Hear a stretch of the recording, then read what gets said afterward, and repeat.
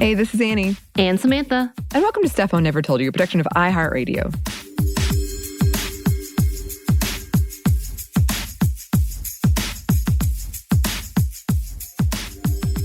Okay, Anney, I have a question for you. And we've talked about it before, and I don't know if you actually have one that we don't know about. But I'm still going to ask. In the deepest, darkest, secretest of secrets, what is one of your true guilty pleasures that we, your friends, might not exactly know about or know fully about? Wow, you're going for the deep, dark secrets. Yeah.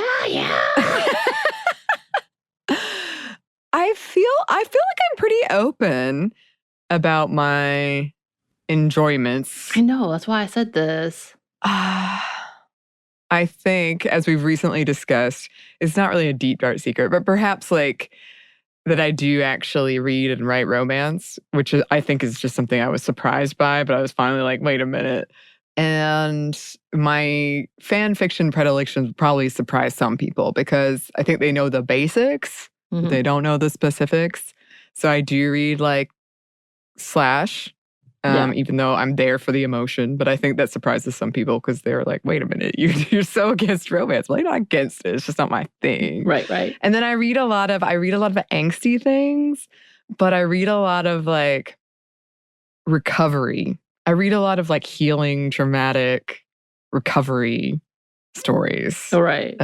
Which I think some people, when I tell them I like angst, they think it's just sad, and that's the end. Yeah. But it's got some kind of like recovery, healing, comfort element.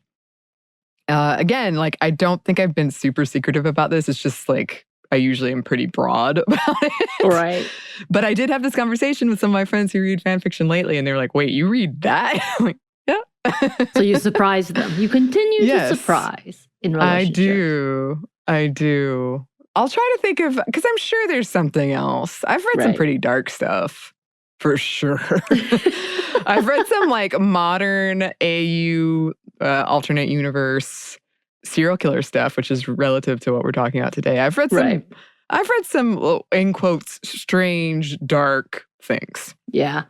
I find that interesting that you automatically, when you think of guilty pleasures, you think of fan fiction, no matter what. And I like that. For me, I have some like interesting things where I have ritualistic things almost, but where I wake up in the morning, I come and get my coffee. Like the first thing I do is make coffee, go take Peaches out, come back upstairs, and then I will sit in the dark on the corner of my couch, have my coffee ready to go, curl up in a ball, and just play like a couple of my phone games that I really love. And of course, I found a new one that I'm playing, and I'll just sit there in silence. And we'll do this for a good 2 hours, which probably is not the greatest for being a phone addict as I am. And I realize I've become really bad about it. But that's one of my things that I do, complete silence. I don't even and I need noise to typically distract me so that I don't feel so alone or empty. These moments in the morning, I don't do that.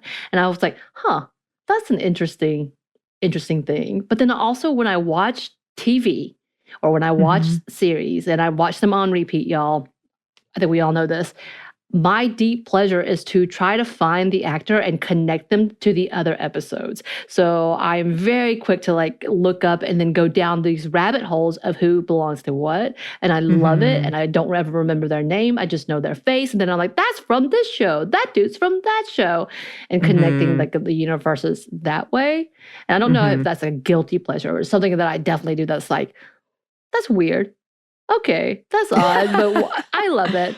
But then I also have other like really big, like I love just sitting in bed all day. Sure. Just being like the other day when it was snowing here, I sat in my bed all day because it was so cold. I refused to get out of the bed, and had everything around me. I ate soup in my like bed, everything. Like that's part of my guilty pleasure. I also saw there was a neurodivergent thing that I was like, maybe I need to go and look this up, where I just kind of like, if I've had overwhelming things happen, I have to stay in my bed for a day. And I'm like, this doesn't feel very adultish of me. Yeah. I've actually had that thought a lot lately too, where I'm like, a lot of things I do don't feel adult. And then I get in an argument with myself about, does that matter? And what does that mean? And should I worry about that? So I understand. I've had debates in my mind about that. I've also, I think I mentioned, I've started going, I have a galaxy projector. So I have started, like, I'll lay in bed and watch the galaxy projector and listen to classical music and read fan fiction. And that feels like the most indulgent thing I've allowed myself to do in a long time. That sounds nice, though. It's so nice. I'm so happy when I'm like, okay, tonight I'm going to devote at least 1 hour because I time it on the galaxy projector turns off automatically. Okay. So I sort of time it. But it does feel very, very nice. It feels like I'm carving out a space because I'm really bad about just indulging in a guilty pleasure. I'm always like, you should be doing this. Right. I get that. So it's nice. I'm trying to like really carve out the space for this 1 hour, forget about that. Right. It is about doing this thing that you find really relaxing and really rejuvenating. Yeah.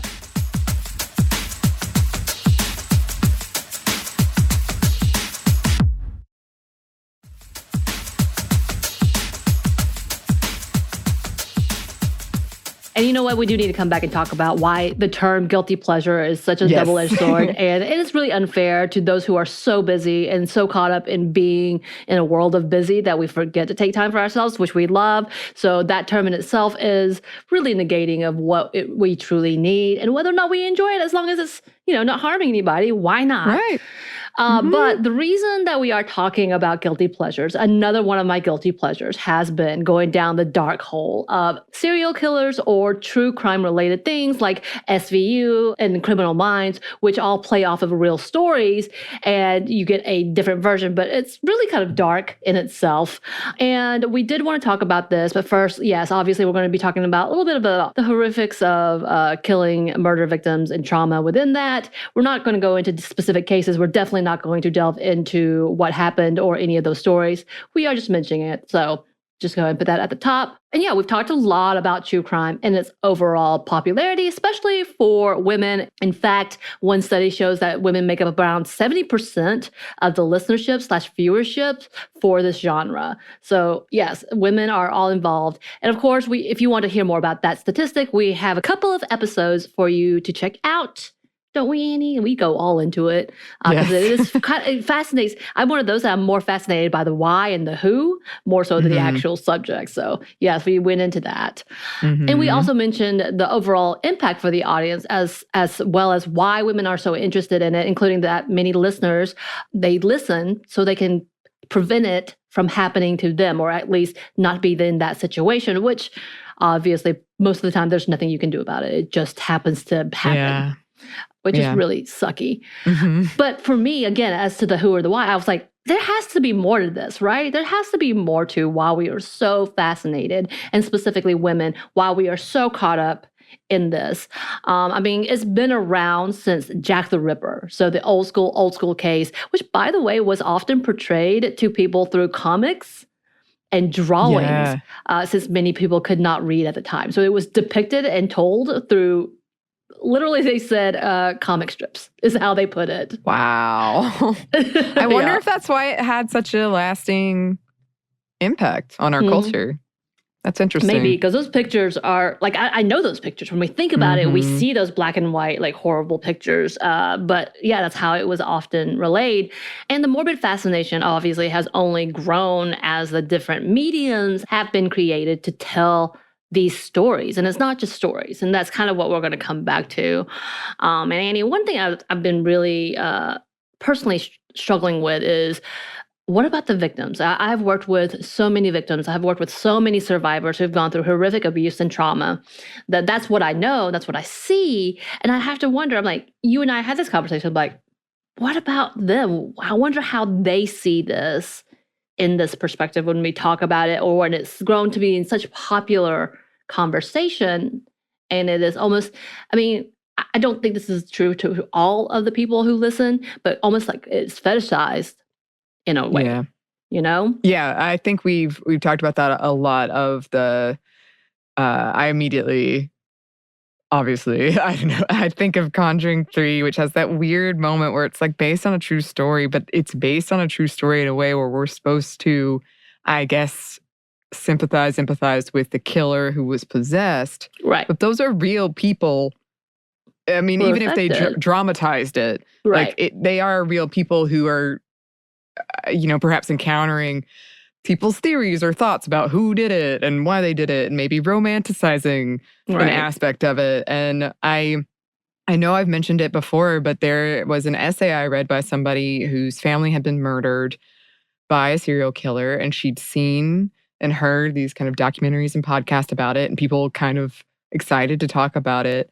She was understanding. She wasn't like that, but she was saying like it was so odd to her because it actually happened to her, and how it impacted her kind of processing of things and confused her processing of things. And it was a really beautiful essay. I wish I could find it again, but ultimately she ended up meeting the serial killer and kind of forgiving him. And again, that's not, I feel like forgiveness gets thrown around as like that is the best thing and it means you're a good person. I don't think it means that at all. But she was able to come to peace. Like she personally, but she talked about that. She talked about the impact of having people talk about it.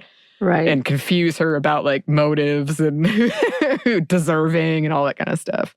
Yeah, and I know we want to talk about it, but I think we do have a podcast on our network where the family member of a serial killer talks about their experience and what they went through and the trauma they went through. And I want to come back and revisit that because oftentimes we hear the perspective because typically serial killers are men, by the wife or the daughter to the families. And I think it's an interesting perspective in that we understand not humanizing them necessarily, the killers, but the families who also get caught up in the darkness of what is happening. And they are also traumatized, but that's a whole different story. But talking about, as I'm thinking about what about the victims, what about the victims' families, of course, there was a TikTok video that popped up into my feed. It was like, hey, Samantha, you're talking about this. We know, we spy, here you go. They were talking about their experience in seeing this into a documentary true crime thing. And it was Jordan Preston, who is on TikTok, and her video, which was kind of a part of a trend that's been happening about, you think you can hurt me? Well, this happened to me. There's no way you can hurt me kind of trend that's been happening. And it's like taking up their own trauma and be like, hey, I've been through worse, type of thing, and just claiming it, I guess. But in this trend, she addressed how she and her family felt about an episode that was based on her sister's murder. In the actual TikTok clip, it says, it shows her, and there's a writing, it says, you think you can hurt me, but Hulu just released a documentary about how my sister was brutally murdered without our family's consent. Yeah. And that's that big question of like, what about the families who's consenting to this? Because I've seen so many documentaries where the families were not involved in talking about it. Oftentimes it's just the police, and it's often just like found footage type of thing and recordings. And I'm like, what about them? And the big question within her talking about it is, I know it's not against the law, but it's immoral. And why would you do this? Is it ethical for anyone to capitalize on something that they are not giving consent to when it was so personal to them? And how do we, as viewers, but also conscientious feminist advocates, hold ourselves to a better standard when it comes to these types of genres, right? Yeah. Yeah. I mean, it's a good question. And oh gosh, I have so many thoughts about this because we talked about kind of the women who fall in love with these serial killers. Right. We talked about that. We've also talked about the women who have been impacted by that and by serial killers. And I think just even the fact that this content is seemingly a majority of women are consuming it. And like you said, a lot of experts think that's because we're facing these things or worried about these things all the time, and we're trying to learn what not to do to not be that person, even though it's really out of your control. It's kind of a way to give us a sense of control. It is hard because there's just all these pieces that are all messy, and they all have like multiple nuanced reasons why they're happening. Because I get why people like true crime. I get why people whose families are like not even getting consent and having their story told. That's totally legit. You'd be mad. Like there's just so many pieces. There's so many things at play. And honestly, one of the big things about this is that true crime has become a moneymaker. Which whenever we put money into this, there's so many things that you automatically like the motive is really wrong in this conversation, fame and money. But don't ask us how much. Because I can't find those numbers. I cannot quite find any of these numbers. There's a little bit of debate at one point in time. The makers of Making of a Murderer, the big Netflix special that happened, they were getting a pretty good amount of money before Joe Rogan's deal with Spotify. He was one of the highest money makers for podcasters. They were actually comparing themselves, that the money they were making was comparable to his amount of money as well. So that's pretty high up there in itself. And then they went on to try to do a second one, and they got a lot of backlash. So I think they stopped because they were like, look, you're really doing something really ugly. And so they backed off. Again, though, theirs is a little bit different because they were able to prove some concern about the validity of the confessions. So that's a whole other conversation we're going to come back to. But shows like that, and shows like I Am a Killer, which is like one of the specials, which is like a series. Confessions of a Killer, which is also a little series. Tiger King, which is not necessarily a series, but they have a second parter, have made huge waves in viewerships and made networks like Netflix and Hulu a lot of money. Again, I don't know how much because they do their subscriptions. Everything's based on views. We know this, but at whose expense? We already know that Carol Baskins, who was one of the features on Tiger King, was not happy with how she was portrayed. And she talked about she had been misled, and she tried to pull out of it because she realized what was happening. They were making her look really bad. I mean, for sure, editing in that. But then also she kind of came into the limelight. She was with Dancing with the Stars. She's been featured in some music videos with some stars. Like, her name is known. So she's made a little bit of an acclaim for herself. I think her business has gone up, even though there's like a lot of question about the validity of really, are they actually rescuing animals, or are they just keeping animals in captivity? What's happening? Type of conversation. I know that I think is suing. Oh yeah, I think so. For the second Tiger King one, right? Yeah. I think movies, so. Yeah, like that. But we also know that several big questions come to when serial killers can actually sell their own content. Sure. And we've talked about that as well previously. As in fact, the dudes from the Making of the Murderer, the oldest man, I can't remember his name. I'm not even highlighting y'all, the killers or perpetrators in this, but he made money by selling off memorabilia in order to get some help and more legal counseling. And if that's what's happening, great, I guess. Yeah, sure. Because we know not all counsel is created equal. Maybe they didn't get the representation they needed. But stuff like that, when you see that, apparently O.J. Simpson's friend made money off of him by doing a 1-900 number. Wow. Sharing his stories, quote unquote. Yeah. We have different things like that. We know, things being stolen from crime scenes and resold as that. Life stories being sold and marketed to like Lifetime, and all of these different things that are happening. And it definitely is like a cringe. Ugh. To me. So the way that it's making money, I don't know. Again, Preston talking about her documentary, they had nothing to do with it, and they had no say-so. This person came in and did this documentary and kind of made a name for themselves by taking content that wasn't necessarily hers, but public information. Yeah, and that's exactly what she talks about, is that the making of the documentary for the sister, the special, as it describes, has been a sort of murder mystery. The way they set it up, where they try to make it seem that the accused was innocent due to them having a sleep disorder. So automatically, as a family of a victim, you don't want to hear that. Yeah. Yeah, and I think that's one of the things that is fresh. I've actually been thinking about this quite a bit lately, for reasons that will come clear in future podcasts. But I feel like we're so ready to romanticize, forgive, and feel sorry for the abuse a male serial killer, in this case, has gone through. Which I'm not saying we shouldn't say abuse is bad or was part of this, but we're so ready to be like, oh, poor thing, almost. Right. Wow, I understand. And the mostly female victims in their orbit are a little more than just him acting out his trauma, and his trauma trumps her trauma and all of the other people's trauma around her. Yeah. Like, she's just kind of a side piece in his tragic, flawed existence. Right. I don't know much about the case. I didn't look into it. I didn't want to watch the documentary after seeing her plea to not watch it. So I was like, I will respect that. That there is a question. Absolutely. When we talk about past trauma, abuse, all of that, how that can play into a factor.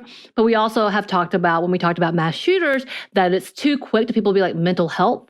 And that's a very ableist conversation. Just because you have a mental health doesn't mean you're dangerous. And these narratives flip to that point, and that's very ableist and absolutely wrong in every way. Like that. Okay, yes, they may have a mental health issue that we need to talk about, and that was there, but that is not the cause. So let's just go ahead and empty that out. And I think that's kind of that bigger conversation is also, who are we looking to sympathize with? Typically, they're the white killers, like the white, cis, male, whatever, that are the ones who are to be sympathized with. And that's, again, that bigger conversation of like, this is all very ableist in its way. Who's being seen as, oh no, we feel sorry for them, all of that. And she also talks about how had the show, knowing that they were making the show all about him, automatically was like, no, we don't want to see this. We've already had to go through trial for this. But had it been a story about how amazing her sister was and highlighting who she was and what she should have been able to do and getting justice for her, then they would have participated. As in fact, I believe they have a deal, the family has a deal with another maker who wants to talk about the sister. And that is wonderful. That I get that you want to remember your sister. And by the way, which leads to another question. So what about the survivors who are retelling their story? Of course, I guess they have to have consented to a point, right? But what kind of impact does it have for them to sit in an interview chair, being drilled about one of the most horrific experiences they've ever had, and then be judged by viewers who are often given an edited version of the story? And typically, I will say, I hope the ones that I've seen, they give allowance for sympathy to the victims, to the survivors. But at the same time, we still know they're trying to make it a good story. So they want the gory details. They want to go really deep into the things. How did you feel? Like they want to traumatize them more on TV to get that good feed. Right. They want the tears and the emotions, so people will tune in and be like, whoa, so powerful. Right. And I know part of that could be like, you don't have to go on, but how else do you get control of that story then? Right. It's almost like they're pushed into a corner to do so. Yeah. No, I agree, because it's, oh gosh, how exhausting it must be to have gone through this traumatic thing, and then people, that's what they know you for, and that's what they keep contacting you for. So purposely, you're always reminded of it. And then, if you don't say anything, then people are going to take that as a message in itself, even if it's just you trying to protect your own mental health. Right.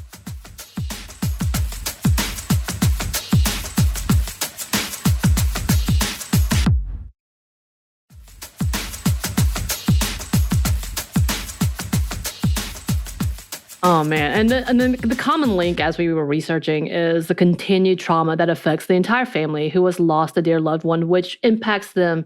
I don't know if we've talked about, but that's been talked about, how divorces happen, separations happen, a lot of, trauma-related mental health issues happen, like so many things.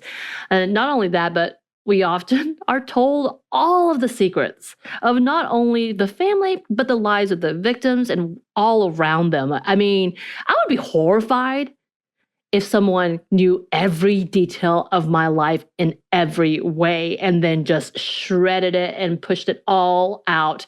I mean, obviously the victim blaming in itself is what it goes to. But then if you are a victim or the family of the victim not wanting to share all of these things, and it's just out there for everyone to see. And again, the families do not have control over the narrative that is being shared, which adds even more trauma. Yeah, for sure. Like, I'm thinking of, I don't watch true crime often, but I'm thinking of past things I've watched where it's like, she went out and she was known to drink and sometimes flirt. And they definitely will paint it in a way where you're like, well, this is very victim blamey. Yeah. But they do it in such a way where I think they're trying to build the mystery of what happened, but all it really does is feel very victim blaming to me. It is. And that's the other part is like the conversations. And I know when it comes to investigations and things like that, you have to go clinical. You have to go almost like factual in every way. And so things like terms like high risk, low risk victims. So literally like, oh, you put yourself in this high risk situation. So yeah, you're more likely to get murdered. And that's frank and to the point, I guess, but is it better? Is it a great narrative? Is that what you would want to hear about your family member? Hell no. No. Yes, I'm a single woman living alone, so I'm therefore high risk. What? Right. And to not have any control over that. And just, when you lose someone, you think of all the like, but they don't know this about this person, or they don't know this. Like, it's such a like dramatized for the building of this mystery that there's just so much left out of who that person was. And that would be highly upsetting for sure. Right. But not all feel that way. Not all family members feel this way. Not all survivors feel this way. Some feel that at least people are still talking about the cases that's not been solved. Well, that was one of the things about the Gabby Petito's case is that had they not talked about it as much, maybe they would never have solved it. They would never found her, which again led to the fact of, well, then why aren't we talking about everybody else who's missing that's unsolved? Right. That is a cold case. And that's exactly the point. Not only that they're talking about it, but they're bringing it back to light. As in fact, in cases of shows like Unsolved Mysteries or The Most Wanted, which, did you watch any of those? Those horrified me. Nope. I watched it and I was scared. Of course, the Unsolved Mysteries also had alien abductions and okay, yeah. Too much. So, but the families feel that at least there are some who are still trying to find justice, trying to get answers. And according to the creator of the reboot of Unsolved Mysteries, which is back on Netflix, the original, which ran for 29 years, like a long time, helped solve over 260 cold cases during their time, while shows like Jinx, which is about Robert Durst, I believe, and Most Wanted helped get arrest of very infamous criminals that people didn't even know were out there, but highlighted it, and they were able to get some type of conviction and some type of arrest. They had gotten some proof about it. There are other shows they're talking about that they helped solve like another 100 unsolved cases. And so things like that do come to light, and people are very grateful to have stories like that, but still does kind of linger into viewership and monetization and what does that look like. And I know there's a couple of questions like who is it going after and how does the narrative happen? Is it biased to make you believe someone's guilty or believe someone's not guilty? Who knows? And of course, as viewers like myself, we have to be careful. I know that we are talking about it, and obviously I am very, very, very guilty of leaning into these a little too hard. I told you I really like Snapped. But it does. I'm sure there's a sexist bit in here that I'm not paying attention to because I've just caught up. And at the same time, I'm sometimes like, yeah, I'm going to snap too. Let's go. Bringing light to the fact that why are we so obsessed with these conversations and these stories? Is it because we want to, again, protect ourselves? Is it because we want to make ourselves feel better? At least we're not in that situation, which is really kind of gross in itself. And I get that too. But that we have to remember that it isn't just an entertainment source, Yeah, I think that's really, really important. And that's been a conversation in the podcasting world that we've experienced because it's, I guess, respectfulness is the key, I would say. Like, definitely, it's not that we shouldn't tell these stories, but we should do them respectfully and hopefully with consent of, in my world, with the consent of people who were directly involved and with their I don't know if cooperation is the right word, but like they're the people to ask. Right. Yeah, to just do it in a way that is the least harmful and the most helpful. Right. Yeah, we have to be responsible on how something is consumed and who are the ones that are making the money and benefiting from it. Ugh. Oh gosh, there's so much stuff to unpack in this. So many things that I'm like, we should talk about this later. I love how our Monday minis are getting off the chain. It really has. We can't help it. We got so many thoughts. And if you have thoughts, listeners, we would love to hear them. You can email us at stuffmediamomstuff@iheartmedia.com. You can find us on Twitter at momstuffpodcast or on Instagram at stuffmomnevertoldyou. Thanks as always to our super producer, Christina. Thank you. Yes. And thanks to you for listening. Stuff Mom Never Told You is a production of iHeartRadio. For more podcasts from iHeartRadio, visit the iHeartRadio app, Apple Podcasts, or wherever you listen to your favorite shows.